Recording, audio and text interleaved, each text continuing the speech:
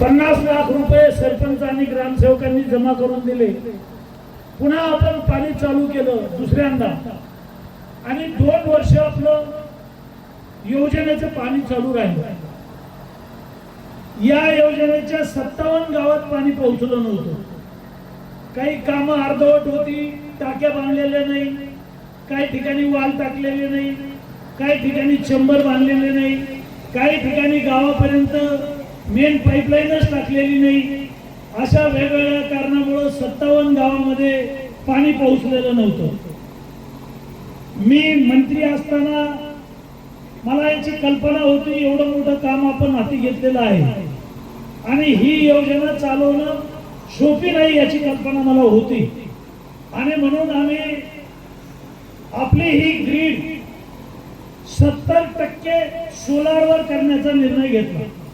Israel आहे, श्रीलंका आहे, Australia आहे, गुजरात आहे, तेलंगणा आहे, या सर्व योजना पाहण्यासाठी राज्याचे प्रधान सचिव, सदस्य सचिव, मुख्य अभियंता, क्वालिटी कंट्रोल 17 वरिष्ठ अधिकाऱ्यांची टीम बनवली आणि 17 वरिष्ठ अधिकारी घेऊन आम्ही या 3 देशांमध्ये गेलो, श्रीलंका, ऑस्ट्रेलिया आणि इस्रायल। आता इस्रायल आपल्याला सगळ्यांना पार झाले, जे युद्ध चालू आहे ते। ह्या सगळ्या ग्रीड बघितल्या आणि त्यात सगळ्यात चांगली ग्रीड कुठली असेल तर इस्रायलची ग्रीड आहे, कारण इस्रायलमध्ये 25 वर्ष पाऊस जरी पडला नाही, दुष्काळ पडला तर 25 वर्ष टँकर सुद्धा लागत नाही, एवढं परफेक्ट नियोजन केलेलं आहे। शहराचं जे पाणी आहे, आंघोळीचं पाणी आहे, संडासचं पाणी आहे, बाथरूमचं पाणी आहे, हे जे काही रॉ वॉटर आणि घाण पाणी आहे हे सगळं डॅम मध्ये घेतलं जातं पूर्ण राज्यात। इस्रायल देश आहे तरी केवढा, मराठवाडा एवढा। श्रीलंका देश आहे केवढा, मराठवाडा एवढा। 2 कोटी लोकसंख्या श्रीलंकेची, 2 कोटी लोकसंख्या इस्रायलची, 2.25 कोटी लोकसंख्या ऑस्ट्रेलियाची, 2.25 कोटी लोकसंख्या ऑस्ट्रेलियाची आहे।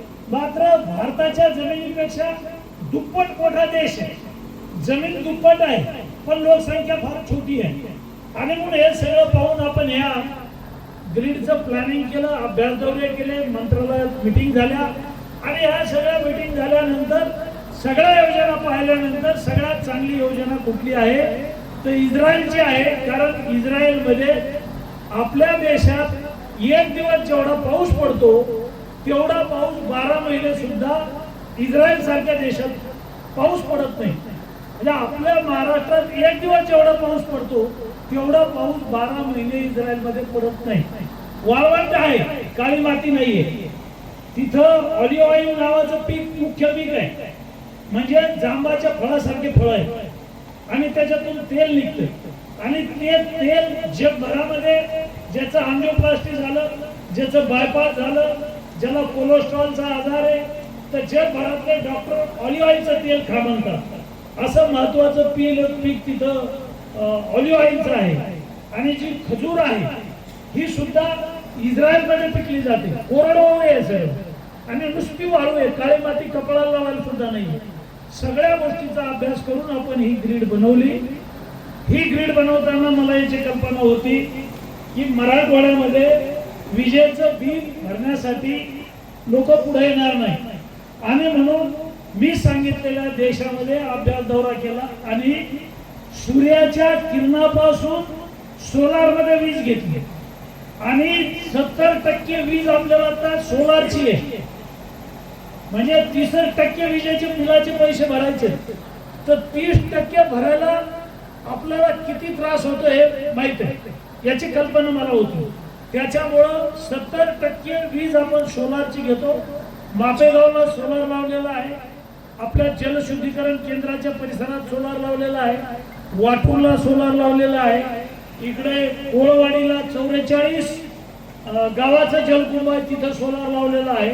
70% वीज सोलारची आहे आणि सोलारची वीज आपल्याला इतकंच। अशा आणखी महत्त्वाच्या बातम्या पाहण्यासाठी आमच्या सोबत जोडलेले रहा।